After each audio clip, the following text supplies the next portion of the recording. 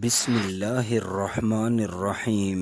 شروع اللہ کے نام سے جو بڑا مہربان اور نہایت رحم کرنے والا ہے۔ اسلامک سٹوریز کے عزیز دوستو، السلام علیکم۔ پیارے دوستو، آج ہم آپ کو ایک نمازی چور کا ایسا دلچسپ واقعہ سنائیں گے جسے سننے کے بعد آپ دنگ رہ جائیں گے۔ آپ سب دوستوں سے گزارش ہے کہ اس واقعے کو جاننے کے لیے اینڈ تک ہمارے ساتھ ضرور رہیے گا۔ پیارے دوستو، ایک لڑکا بہت ہی نیک تھا، لیکن اسے علم حاصل کرنے میں کوئی زیادہ دلچسپی نہیں تھی۔ وہ ایک دینی مدرسے میں پڑھتا تھا، جو استاد اسے کچھ بھی کہتا وہ اس پر عمل کرتا۔ اس نے اپنے استاد کی خدمت میں رہ کر ضرورت کے مطابق جو اس نے علم حاصل کیا تو استاد نے اسے اور اپنے دیگر شاگردوں کو ایک نصیحت فرمائی کہ لوگوں کے سامنے کبھی ہاتھ مت پھیلانا،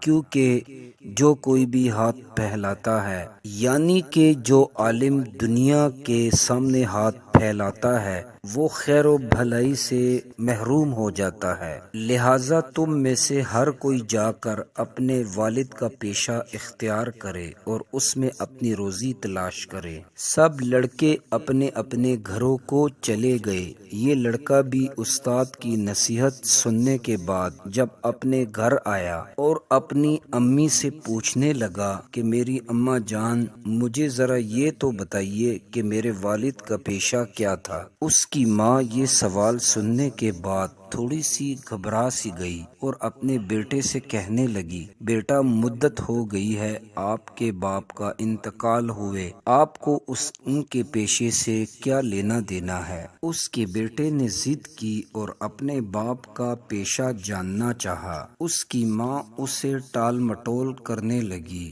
لیکن اس کے بیٹے نے ضد نہ چھوڑی۔ آخر کار اس کی ماں اس سے کہنے لگی کہ اگر بیٹا آپ کے باپ کا پیشہ اچھا نہ ہوتا تو مجھے بتانے میں اتنی گھبراہٹ محسوس نہ ہوتی۔ اس کی ماں کہنے لگی، بیٹا اگر تم ضد کر ہی رہے ہو تو میں تمہیں بتا دیتی ہوں کہ تمہارا باپ ایک چور تھا اور یہی اس کا پیشہ تھا۔ وہ لڑکا اپنی ماں سے کہنے لگا کہ اماں جان، استاد نے نصیحت فرمائی تھی کہ اپنے باپ کا پیشہ اختیار کر لو، لیکن اس میں تقوی کا خیال ضرور رکھنا، یعنی کہ اللہ سے ڈرتے رہنا۔ اس کی ماں اس سے کہنے لگی، بیٹا تقوی میں، بیٹا بھلا چوری میں کیسے تقوی اختیار کیا جا سکتا ہے؟ وہ اپنی امی سے کہنے لگا، اماں جان، استاد نے یہی نصیحت فرمائی تھی۔ اس کے بعد وہ لڑکا کسی کے پاس گیا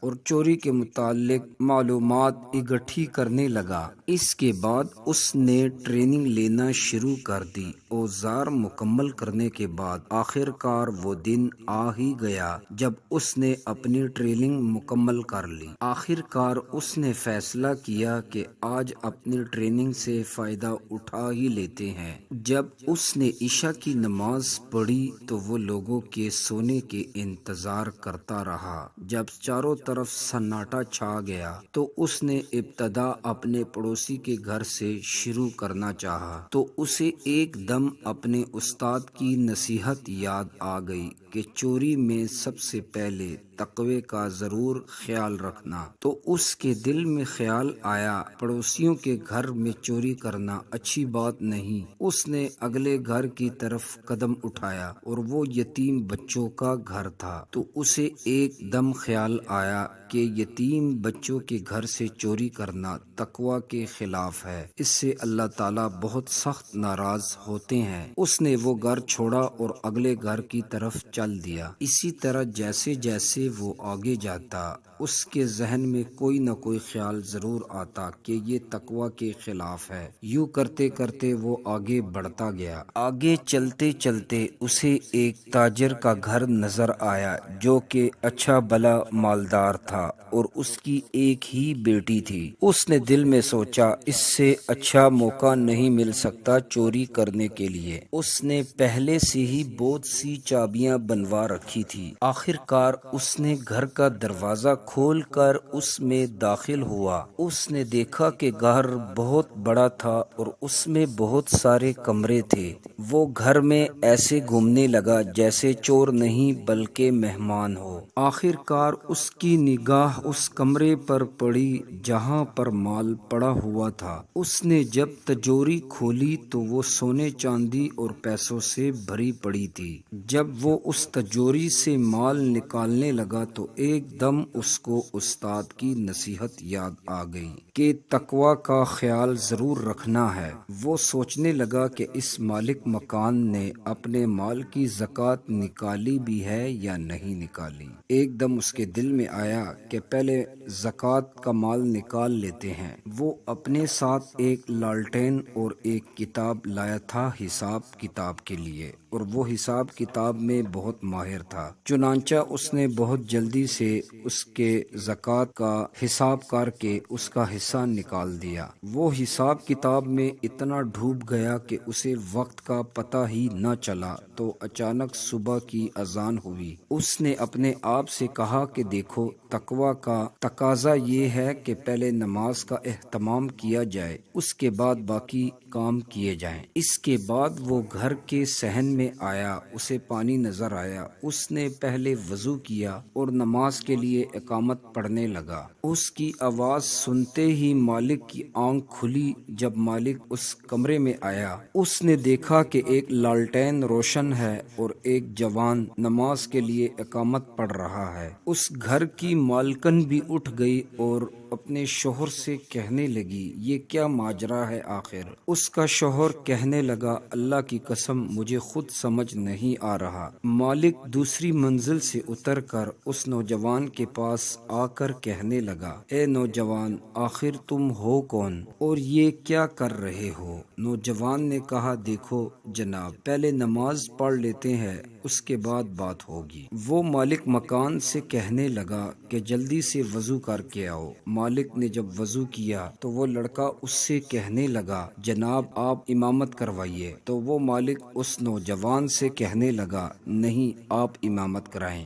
وہ لڑکا ان سے کہنے لگا، دیکھیے، آپ گھر کے مالک ہیں، آپ کا حق زیادہ ہے امامت کرانے کا، لہٰذا آپ ہی امامت کرائیے۔ مالک مکان ڈر کی وجہ سے بہت گھبرایا ہوا تھا۔ اس نے جیسی تیسی نماز پڑھی، یہ تو اللہ ہی بہتر جانتا ہے۔ نماز پڑھنے کے بعد مالک بہت گھبرایا ہوا تھا اور اس نوجوان سے پوچھنے لگا، آخر تم ہو کون اور یہاں کس نیت سے آئے ہو؟ وہ نوجوان کہنے لگا، دیکھو میں ایک چور ہوں اور آپ کے گھر میں چوری کی نیت سے آیا ہوں، لیکن آپ یہ بتائیے کہ آپ مال کا زکوٰۃ کیوں نہیں نکالتے؟